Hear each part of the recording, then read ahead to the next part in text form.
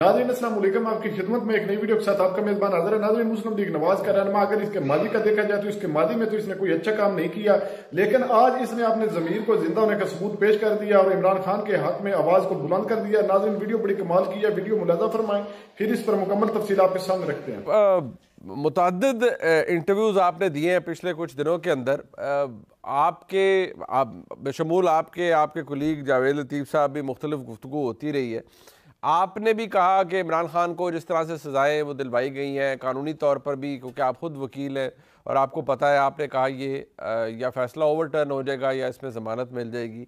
इसी तरह मियाँ जावेद लतीफ़ साहब ने भी ऐसी बातें की हैं कि जिस तरह इमरान खान को सज़ाएँ दिलवाई गई उसका नुकसान नहीं हुआ, इमरान खान को उसका फ़ायदा ही हुआ है। लेकिन ताज्जुब की बात यह है कि जब इमरान खान को सज़ाएँ दिलवाई गई थी, अब as important as Maryam Nawaz Sharif Sahiba जो कि इस वक्त वज़ीर आला पंजाब है, उन्होंने बड़ी खुशी का इजहार किया हर एक ने, पूरी PMLN के अंदर के लिए बड़ा अच्छा है, सज़ाएँ हो गई हैं और कोई जल्दबाजी नहीं की गई, बड़े ठीक तरीके से ट्रायल हुआ है, कोई स्पीडी ट्रायल नहीं है। तो ये जो आपको अब महसूस हो रहा है, क्या राणा साहब ये सिर्फ ये सोच आप तक महदूद है या मियाँ जावेद लतीफ़ तक मौजूद है, या आपकी पार्टी के अंदर और भी लोग, और अगर मैं ये कह पाऊँ क्योंकि आप मियाँ नवाज शरीफ साहब के बड़े करीब हैं, उनको भी एहसास होता है कि यार ये सज़ाएँ जिस तरह से दिलवाई गई हैं इसका सियासी तौर पर इमरान खान को बहुत फ़ायदा हुआ है? देखें, फ़ायदे की बात वो तो दुरुस्त है, वो इलेक्शन में भी जो है वो नज़र आया कि उसका जो विक्टिम कार्ड उसके पास था उसमें इजाफ़ा हुआ, वो चार्ज हुआ इन सज़ाओं से।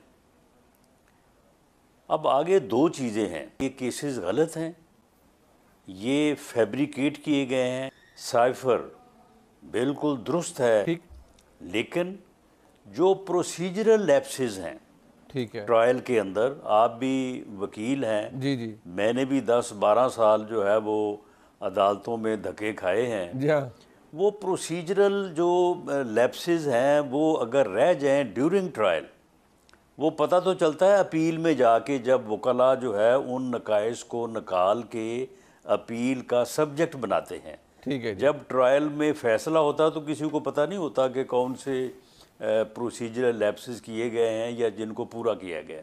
ठीक है। अब जब ये केस पेश हुआ तो अमजद परवेज़ साहब जो हैं बड़े ही रिनाउंड, बड़े मेहनती और बड़े गैर सियासी वकील हैं। जी, उनका किसी बात से, सियासत से कोई ताल्लुक नहीं है। बिल्कुल। तो उन्होंने जब ये बात कही कि कुछ ऐसे प्रोसीजरल लैप्सेस हुए हैं कि ये सस्पेंशन का केस बनता है, सज़ा की सस्पेंशन का केस बनता है, ठीक, तो मैं उनकी राय से मुत्फिक हूँ। ठीक है, बिल्कुल ठीक। अच्छा राना साहब, अब एक बात जो कि यकीनन आप भी इसका इजहार करते रहे, जबकि आप तो ये भी फरमाते रहे, जैसे मोहसिन नकवी साहब हैं वो हो, मोहम्मद औरंगज़ेब साहब हो, ये शहबाज शरीफ साहब लेड हुकूमत की सलामती की ज़मानत भी है, और जिस तरह से मामलात हैं वो आपके सामने हैं। अब मियाँ जावेद लतीफ़ साहब फरमाते हैं कि ये बात बड़ी शर्मिंदगी की है, लेकिन हमारी हुकूमत नहीं, ये कठपुतली हुकूमत है, इसके पास कोई इख्तियार नहीं है। तो राना साहब, बहसियत एक दरीना सियासी वर्कर, आपने मुतअद्दिद पोर्टफोलियोज भी देखे, हालात भी देखे, आपको भी यही लगता है कि बस ऐवे ही है काम, मतलब कठपुतली काम ही है और इख्तियार कोई नहीं है, कम अज़ कम वफाक के अंदर? नहीं, देखें मुनीर साहब, किस इख्तियार की आप बात करते हैं? मामला ये है कि ये कोलिशन गवर्नमेंट है। क्या जरदारी साहब का प्रेसिडेंट बनाना या उनको प्रेसिडेंट का वोट देना जो है वो कोलिशन गवर्नमेंट की ज़मानत नहीं है?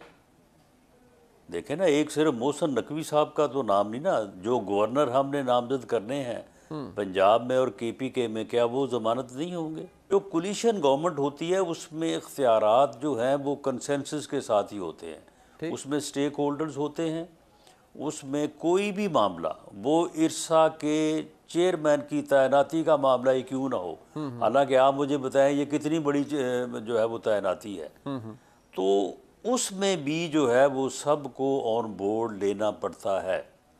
इसके बगैर कोलिशन गवर्नमेंट का गुजारा नहीं है। आप इसे कह लें कि बेइख्तियार है, बाइख्तियार है, जो मर्ज़ी इसको नाम आप दे लें, लेकिन कोलिशन गवर्नमेंट मीन्स इट। लेकिन जो कोलिशन पार्टनर्स होते हैं उनके ऊपर भी कुछ जिम्मेदारियां होती हैं। कुछ ज़रूरी नहीं कि पहले आप मीडिया पे आके लताड़ें कि जी ये क्यों चेयरमैन बना दिया, ये क्यों बना दिया, हम जिसे रहने नहीं देंगे, और उसके बाद फिर आप उसको विड्रॉ करवाएं। इससे गवर्नमेंट का जो इम्प्रेशन है, जो कि सबकी मुश्तरका गवर्नमेंट है, ये PMLN गवर्नमेंट नहीं है, ये जितनी PMLN की उतनी पीपल्स पार्टी की भी है, उतनी दूसरे जो स्टेक होल्डर्स हैं उनकी भी है। तो ये रवैया जो है इसके ऊपर हमें एतराज़ है, जो कि मैं समझता हूँ कि जायज़ है। बाकी कोलिशन गवर्नमेंट जो है, कोलिशन गवर्नमेंट के इख्तियारात ऐसे ही होते हैं। बट राना साहब बड़ा दिलचस्प आपने फरमाया, ठीक है। और पीपल्स पार्टी वो इत्तेहादी है जिसे कहा जाता है ना कि दरवाजे पर खड़ा हुआ इत्तेहादी है, जो कैबिनेट का हिस्सा नहीं है, जो खड़ा है और वो कहते हैं कि हम शायद जो भार है वो भी बर्दाश्त करने को तैयार है, लेकिन वो एक सियासी जमात है। आपका PDM 1 में भी उनसे इत्तेहाद रहा, उस वक्त वो कैबिनेट में थे। बट मैं सिर्फ इसलिए, मैं मोहसिन नकवी साहब की बात इसलिए कर रहा हूँ कि एक शख्सियत, वो उनका ताल्लुक आपसे, हम सबसे सारे उन्हें जानते हैं, बड़ी बासर शख्सियत है। वो निगरान वज़ीर आला पंजाब रहे, जैसे ही हुकूमत बने वो वज़ीर दाखिला के तौर पर आए। और अगर आपके बशमूर आपके बहुत से लोगों से पूछा जाए कि नहीं मोहसिन नकवी साहब आपकी पार्टी में है, तो उन्होंने कहा नहीं, हमारी पार्टी में भी हमारे उम्मीदवार नहीं है। पीपल्स पार्टी से पूछे, उन्होंने कहा हमारे भी उम्मीदवार नहीं है। तो फिर अगर ये समझा जाए कि मोहसिन नकवी साहब इतने बाइख्तियार, इतने ताकतवर हैं कि वो बाकायदा तौर पर इस निज़ाम में एस्टेब्लिशमेंट के उम्मीदवार के तौर पर मौजूद है और वज़ीर दाखिला भी हैं, तो फिर तो ये हुकूमत इख्तियार के लिहाज से बड़ी कमज़ोर हुई राना साहब। यानी कि मोहसिन नकवी साहब शहबाज शरीफ साहब की या किसी और की तो चॉइस नहीं हो सकते वज़ीर दाखिला, और बड़े लोग हैं आपकी जमात के अंदर जो वज़ीर दाखिला बन सकते थे। मोहसिन नकवी साहब तो बाकायदा तौर पर भेजे गए, बिठाए गए, लाए गए। तो इससे आपको अपनी कमजोरी का एहसास नहीं होता इस हुकूमत की? मुनीर साहब, बात ये है कि मोहसिन नकवी साहब जो हैं वो आपके भी अच्छे जानने वाले हैं, मेरे भी दोस्त हैं जी। अब हम उनको ही रगड़ा दिए जा रहे हैं। मोहसिन नकवी साहब जो है ना, आप मेरी आज बात सुन लें, मोहसिन नकवी साहब फैसलाबाड़ा साहब के उम्मीदवार हैं। अच्छा जी, वाह वाह। फैसलाबाड़ा साहब को डिस्कस करने वो कहाँ से आए हैं? हाँ हाँ हाँ, बिल्कुल ठीक है, बिल्कुल ठीक है। यानी कि ये देखें, फिर तो राना साहब आप इस बात को तो माने ना, मेरा तज्जिया ये रहा है कि जो अब हुकूमत है, हम पहले हाइब्रिड कहते थे, ये हाइब्रिड जो आप आईफोन इस्तेमाल करते हैं ना, उसका प्रो मैक्स वर्जन है। यानी इसमें बाकायदा तौर पर नुमाइंदगी है पाकिस्तान की मुक्तदरा की हुकूमत के अंदर। ये तो राना साहब आपको भी पता है ना, ये तो मानते हैं आप। मुझे पता हो या ना पता हो, लेकिन क्योंकि हुकूमत मेरी जमात की है, इसलिए मैं आपकी बात की तईद या हाँ में हाँ नहीं मिला सकता। राना साहब कि बहुत से लोग ये पूछ रहे हैं कि नहीं, पिछले दिनों अनाउंस हुआ था कि राना सनाउल्लाह साहब पंजाब के अंदर सीनियर एडवाइज़र के तौर पर आ रहे हैं और वजारत कानून शायद या और मामलात आपके पास होंगे। तो राना साहब आपका इस वक्त स्टेटस क्या है? आप आ रहे हैं, कब आ रहे हैं, इसकी कोई हल्फ बर्दारी होगी, क्या होगा?